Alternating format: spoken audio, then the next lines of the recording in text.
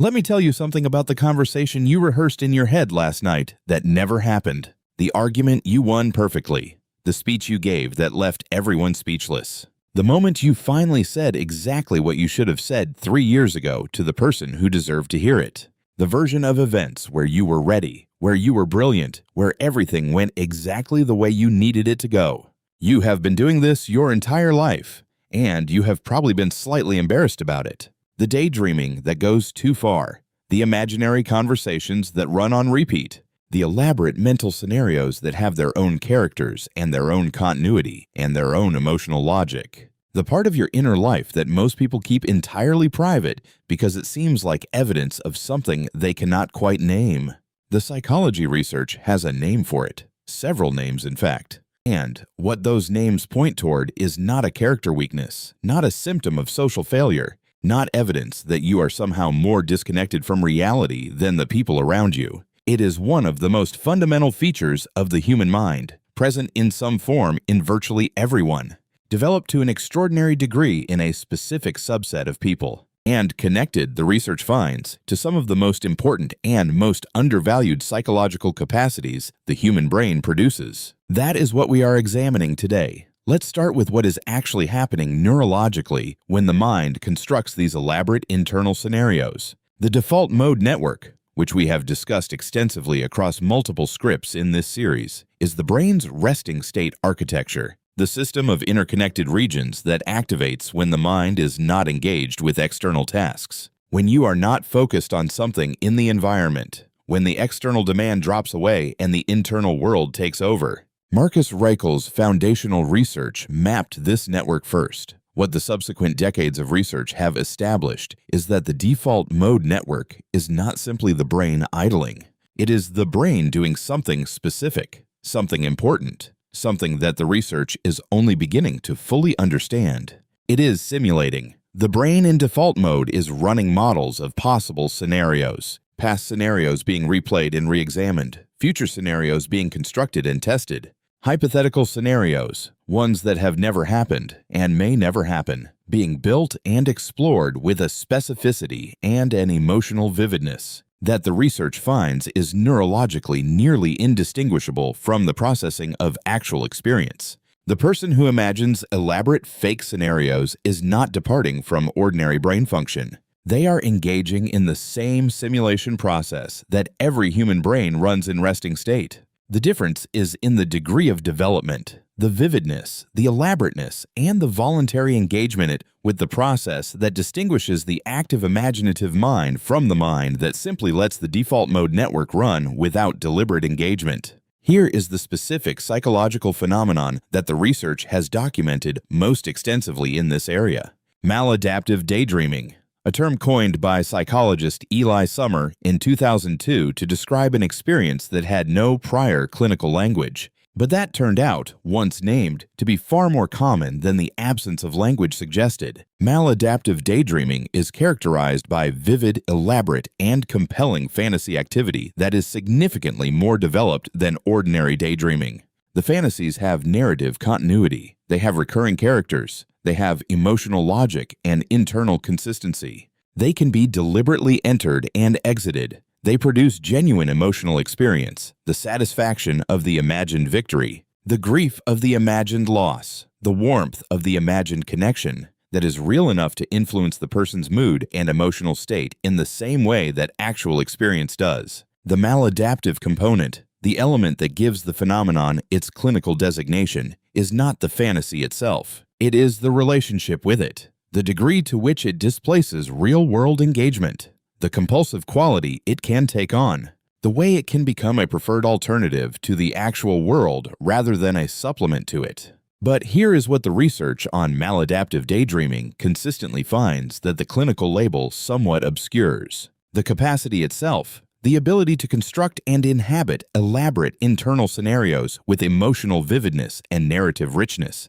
is not pathological. It is a cognitive gift, one that, in the hands of writers, artists, game designers, therapists, educators, and anyone whose work requires the imaginative construction of alternative realities, is one of the most valuable mental capacities available. The research makes this distinction carefully. It is the relationship with the capacity, not the capacity itself, that determines whether its expression is adaptive or maladaptive. Here is the developmental picture, because understanding where this capacity comes from is as important as understanding what it does. The research on the development of elaborate fantasy in childhood and the clinical literature on the developmental origins of rich inner worlds consistently identifies several pathways. The first is temperamental. Some children show significantly higher baseline activity in the default mode network from very early in development. Higher imaginative capacity, more spontaneous and more elaborate internal simulation,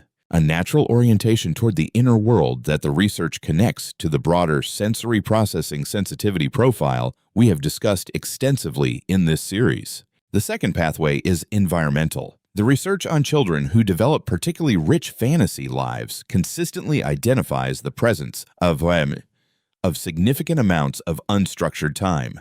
The childhood boredom that the modern world of constant stimulation has largely eliminated as a primary condition for the development of elaborate internal worlds. The child who was left alone with their thoughts, who had to generate their own entertainment, who learned early that the inner world could be a place of genuine richness and engagement.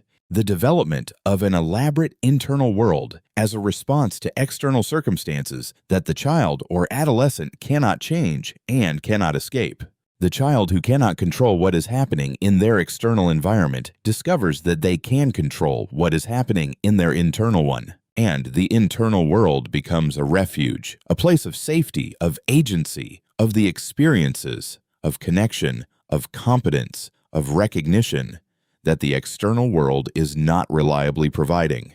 This pathway is adaptive in the short term. It is a genuinely intelligent response to conditions of genuine difficulty, and it creates the conditions for the compulsive relationship with fantasy that the maladaptive designation identifies when the refuge becomes more compelling than the external world it was developed to manage.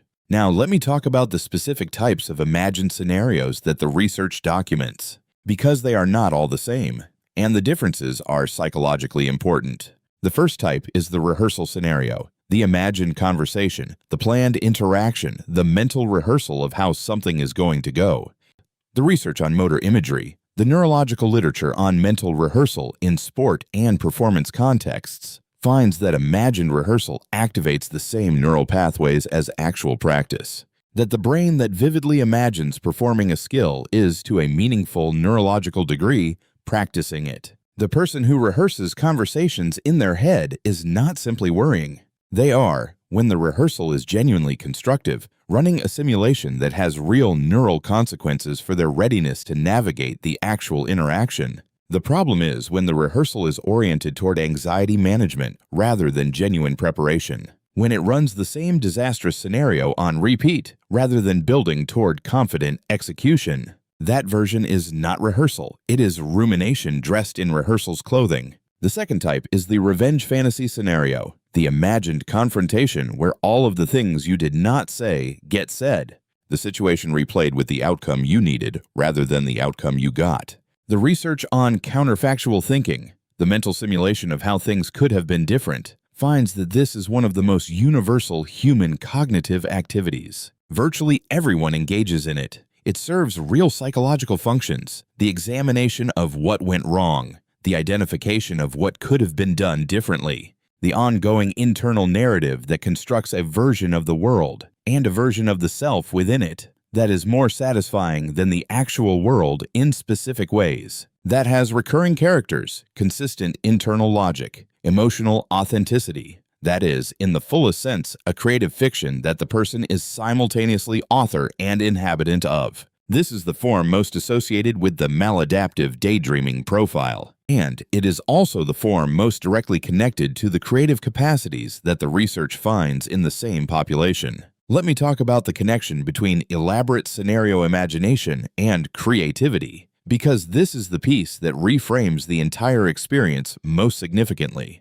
Jerome Singer's foundational research on daydreaming, which predates the default mode network research by decades and anticipated many of its findings, documented the relationship between the richness of inner fantasy life and creative output. Singer found that individuals with more elaborate and more deliberately engaged fantasy lives showed higher creative productivity, more flexible thinking, and greater capacity for the kind of perspective-taking that underlies both artistic creation and interpersonal understanding. The fiction writer who constructs elaborate characters and inhabits their perspectives, the game designer who builds entire worlds with consistent internal logic, the therapist who models client experience with enough vividness to respond with genuine empathy, the actor who constructs a character's psychology from the inside out. All of these are drawing on the same capacity that the person imagining fake scenarios is running in private. The research on narrative identity, Dan McAdams' work on how people construct their own life stories, is relevant here.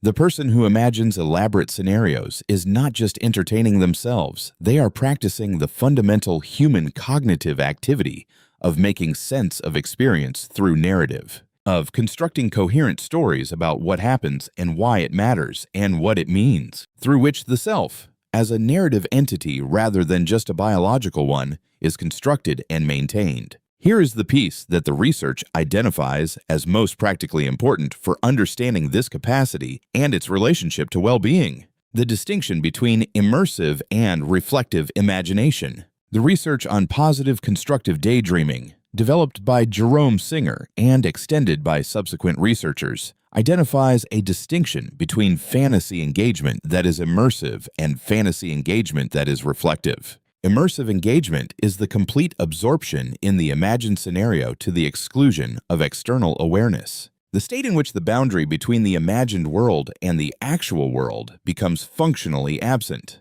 where the person is fully inside the scenario and not observing it from the outside. Reflective engagement maintains a degree of observer awareness. The person is engaged with the imagined scenario and aware that it is imagined. They are the author as well as the character. They can examine what the scenario is telling them.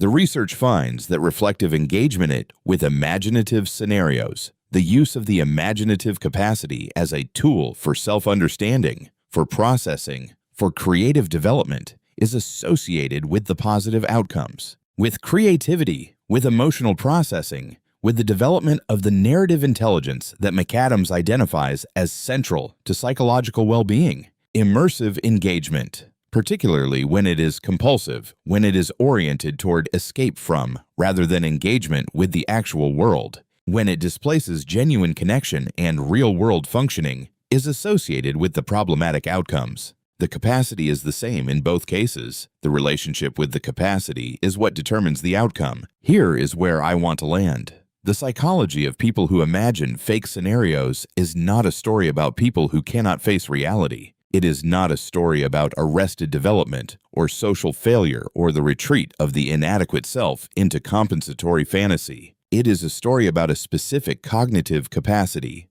The ability to construct and inhabit internal simulations is with vividness, narrative richness, and emotional authenticity that the human brain produces and that some brains produce with unusual power and unusual elaborateness. That capacity has origins in temperament and in experience. It has neurological foundations in the default mode network and the simulation architecture of the brain. And it has genuine potential when engaged with reflectively, when treated as the creative and psychological resource it actually is rather than as something to be embarrassed about or lost in, to produce some of the most valuable things the human mind is capable of. The imagined scenario that runs on repeat is not evidence that you cannot cope with reality. It is evidence that your mind is doing something, processing, rehearsing, creating, meaning-making, that it was built to do.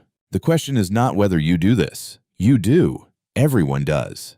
The question is whether you are using the capacity or being used by it, whether you are the author of the internal world you inhabit, or whether you have forgotten that you built it.